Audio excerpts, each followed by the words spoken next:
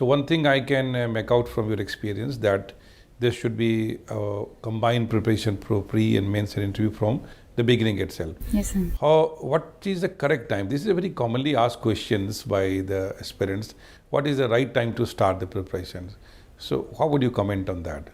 So I took a lot of time. So I would say that if somebody hasn't had this dream from early on, say class 12th or in their college days, very early on in their college days, then it would take some time to understand how to study for this exam. Like the newspaper has to be read differently. You might have been reading the newspaper previously also, but it has to be read differently and notes have to be made of the same clippings in a different fashion. So everything is going to take time for you to understand, and I guess you need at least a year of consistent work. So you, first of all, you say that newspapers should be read differently. So would you like to share some of your feelings on that? What do you mean by differently?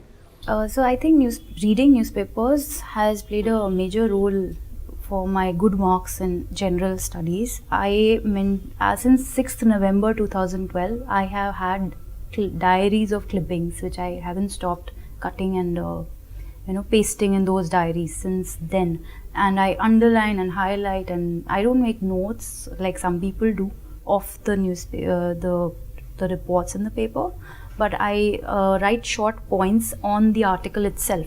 So later on when I'm revising, when I just flip through the pages of that diary, I remember what I thought of the clipping at that point of time when I was reading it. So for example, in 2014 December, when I'm revising for my mains, I can go back to my diary from 2012 and 13 and really relate to certain thing happening now to what is its connection to back then. So we normally, when we're reading the newspaper, we miss the most important things that are important from the exam point of view.